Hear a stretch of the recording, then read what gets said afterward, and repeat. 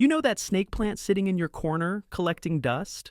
What if I told you it's secretly one of the most forgiving plants on Earth, but you've been accidentally keeping it on life support this whole time? Today, I'm revealing 12 unconventional tricks that flip everything you thought you knew about these indestructible beauties. And number 7 is going to completely change how you think about watering. Stick around because the last hack involves something you probably throw away every single week. Hey there, plant friend. Welcome back to Serene Green Gardens, where we keep your indoor jungle thriving without emptying your wallet. If you're new here, I'm so glad you found us. We're all about practical, budget-friendly gardening tips that actually work in real homes with real schedules. And to my returning viewers, thank you for being part of this growing community. You all make creating these videos so rewarding. Now, before we dive into these game-changing hacks, do me a quick favor. If you're serious about becoming a better plant parent without spending a fortune, hit that subscribe button and turn on notifications so you never miss our weekly tips. And if you find even one of today's hacks helpful, drop a comment letting me know which one surprised you most. Your engagement helps more plant lovers discover this channel, and honestly, I read every single comment. All right, let's get into it. So, here's the thing about snake plants. Everyone calls them bulletproof, right? You'll hear people say you can ignore them for months and they'll be just fine. And while there's some truth to that, I've learned something fascinating over the years. There's a massive difference between a snake plant that's merely surviving and one that's genuinely thriving. The surviving ones just sit there, maybe pushing out a leaf once a year if you're lucky. But thriving snake plants, they multiply, they grow tall and proud, their colors become more vibrant, and they actually clean your air more effectively. Today we're bridging that gap. These aren't your typical water less, give it light tips. These are the unconventional strategies that took me years to discover, and I'm sharing all of them with you right now. Hack number 1, the rotation reality check. Let's start with something that sounds simple but changes everything. Most people place their snake plant somewhere and forget about it. Big mistake. Here's what I want you to do. Instead, every single time you walk past your snake plant, give it a quarter turn, just a gentle rotation.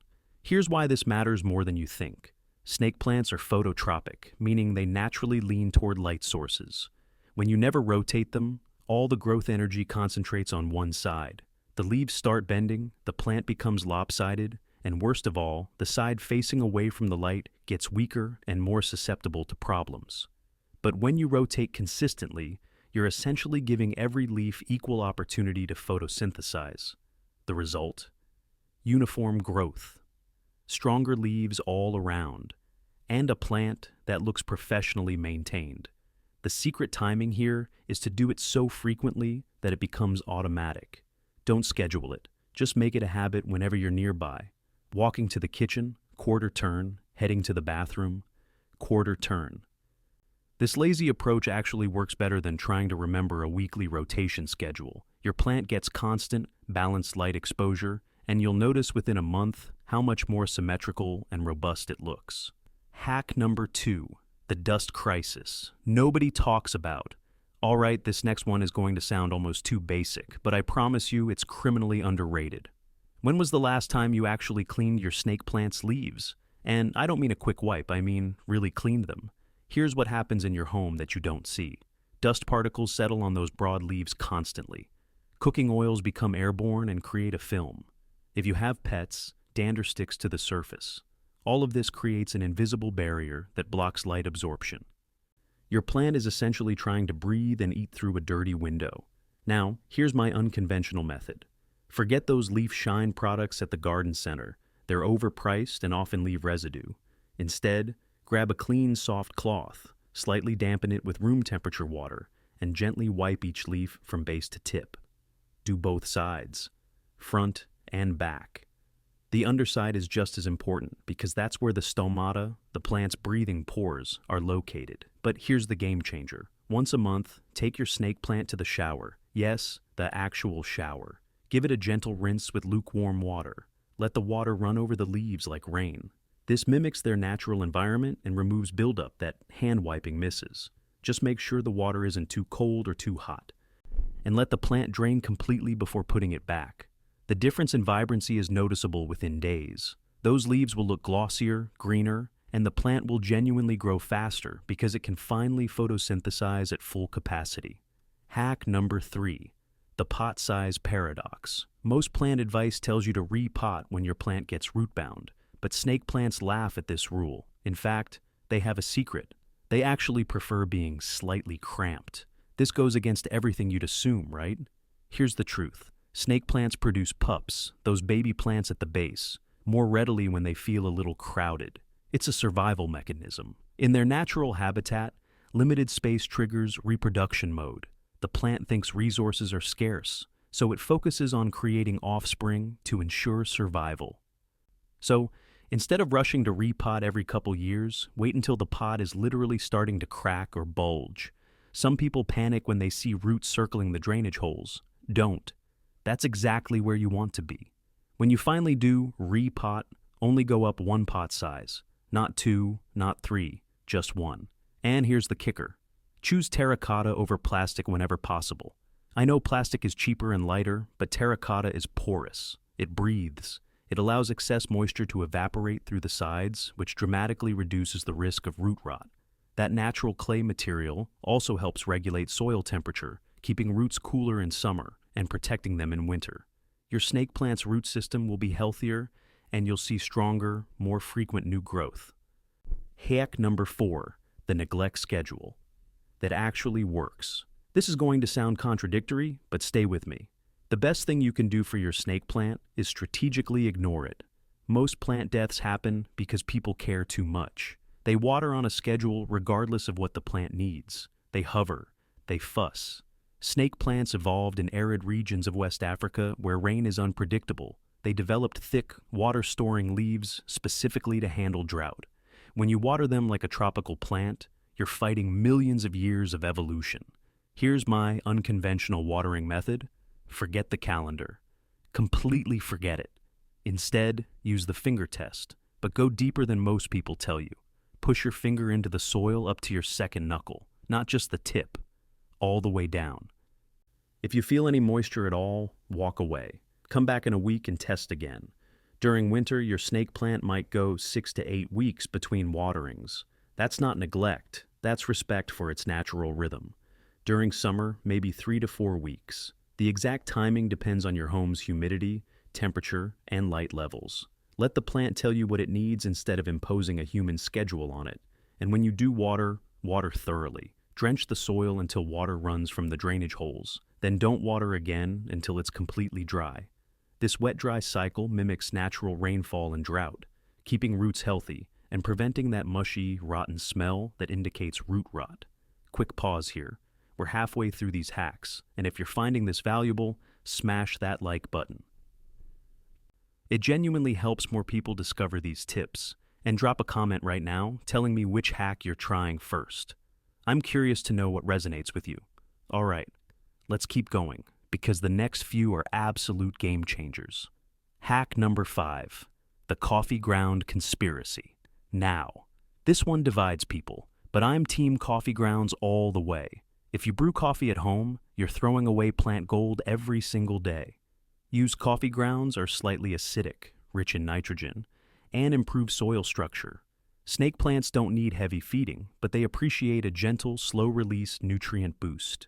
Here's how to do this right. Don't just dump wet grounds on top of the soil. That invites mold and pests. Instead, let your used grounds dry out completely. Spread them on a plate or tray for a day or two until they're crumbly. Then mix a small handful into the top inch of soil once every 2 months. Just scratch the surface with your fingers and blend it in. The grounds gradually release nitrogen as they break down, feeding your plant slowly over time. They also improve drainage by creating air pockets in the soil, and they attract beneficial microorganisms that help roots absorb nutrients more efficiently. Plus, some people swear the slight acidity keeps fungus gnats away, though I think that's more about the texture than the pH. But here's the crucial part. Less is more. A tablespoon or 2 per plant is plenty. Too much creates compaction and can make soil too acidic. You want to supplement, not overwhelm. When done correctly, you'll notice deeper green coloration in the leaves and more consistent new growth without spending a penny on fertilizer. Hack number 6, the temperature secret. Everyone overlooks. Here's something nobody mentions in those basic care guides. Snake plants are incredibly temperature sensitive, but not in the way you'd think. It's not about keeping them warm, it's about avoiding fluctuations. Most homes have zones with wild temperature swings, near heating vents, drafty windows, exterior doors, or air conditioning units. These spots might seem fine, but your snake plant is experiencing what feels like seasonal changes multiple times per day. That stress shows up as yellowing leaves, brown tips, and stunted growth. Find the most boring spot in your home. Seriously. The corner that never gets too hot or too cold, away from radiators in winter and AC vents in summer. Room temperature consistency is more valuable than perfect temperature. A steady 65 degrees beats fluctuating between 75 and 60 every single day. And here's something fascinating. Snake plants can handle cooler temperatures than most people think, down to about 50 degrees. But sudden drops are what cause damage. If you keep them in a stable environment, even if it's slightly cooler than ideal, they'll adapt and thrive. But if they experience 20-degree swings regularly, they'll struggle no matter what else you do right. Pay attention to your home's microclimates. The spot where you're always comfortable without adjusting the thermostat, that's probably perfect for your snake plant too. Hack number 7, the watering method that changes everything. All right, this is the hack I mentioned at the beginning that changes how you think about watering forever. Most people water from the top, pouring water directly onto the soil surface. It works, but there's a better way that reduces risk and promotes healthier roots. Bottom watering. This technique is underused and incredibly effective. Here's how it works. Place your snake plant's pot in a basin, tray, or sink with about 2 inches of water.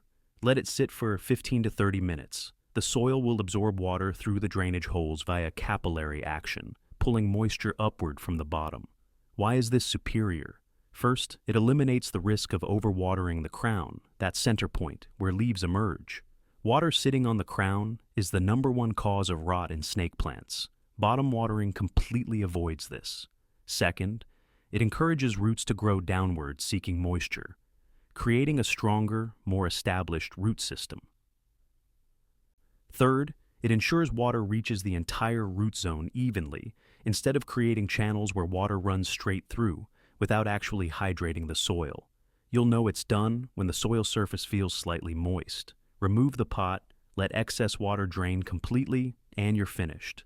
The plant takes exactly what it needs, no guessing required. Try this method once and you'll never go back to top watering. It's especially perfect for snake plants in large pots where water distribution can be tricky. Hack number 8, the propagation trick that guarantees success. If you've tried propagating snake plant leaves in water and had mixed results, this hack will change your success rate dramatically. The traditional method works, but there's an unconventional step that most people skip. When you cut a leaf to propagate, everyone tells you to let it callus for a day. That's good advice. But here's what nobody mentions. Before placing it in water, dip the cut end in cinnamon. Yes, regular kitchen cinnamon. It's a natural antifungal that prevents rot during the vulnerable early stages of root development. Here's the full method. Cut a healthy leaf near the base with a clean, sharp knife. Let it sit out for 24 hours so the cut end dries and seals. Dust the cut end with cinnamon, then place it in a clear container with about 1 inch of water. The key is to only submerge the bottom ½ inch of the cutting. Too much water contact invites problems. Change the water every few days to keep it fresh and oxygenated. Place the container in bright, indirect light. Within 3 to 6 weeks, you'll see roots forming. Wait until roots are at least 1 inch long before planting in soil. But here's the real secret for faster results. Warmth. Place your propagation container on top of your refrigerator or near another appliance that generates gentle warmth. That slight temperature increase accelerates root development significantly. I've cut propagation time nearly in half using this simple positioning trick. Before you know it, you'll have baby snake plants to share with friends or expand your own collection without spending anything. Hack number 9, the soil mix. Nobody tells you about standard potting soil is fine for snake plants, but it's not optimal. These plants need exceptional drainage because their roots are so susceptible to rot. Here's the custom mix that's given me the healthiest snake plants I've ever grown. And it costs less than buying specialty succulent soil. Start with basic potting soil as your base. Then add perlite or pumice at a 1-to-1 ratio. Yes, equal parts. This seems excessive until you see how quickly water drains through. Then add a handful of coarse sand, not fine beach sand. Builder's sand or horticultural sand with larger particles. This combination creates a soil structure that holds just enough moisture to keep roots hydrated, but drains so efficiently that rot becomes nearly impossible. The large particles create air pockets around roots, giving them the oxygen they need to stay healthy and active. Here's the unconventional addition that takes it to the next level. Crushed charcoal, just a small amount mixed throughout. Activated charcoal absorbs impurities, helps prevent odors if you ever do.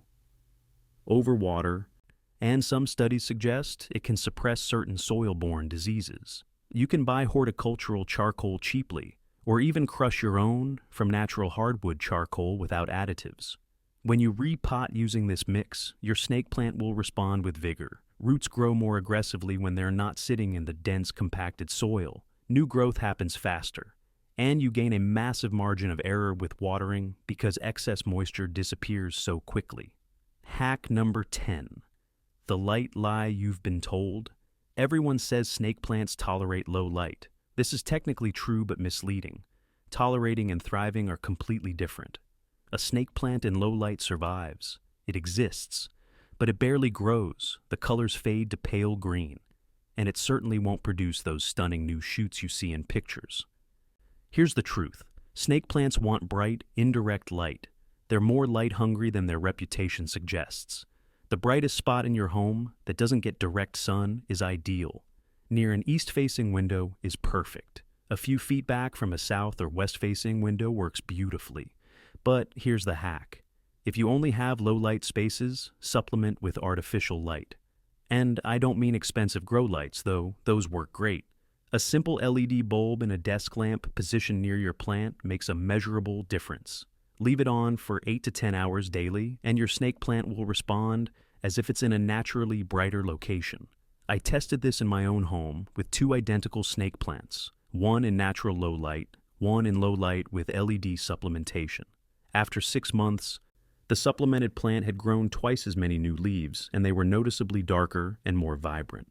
The unsupplemented plant looked okay, but had produced just 1 new leaf that entire time. Light is plant food. More light means more energy for growth.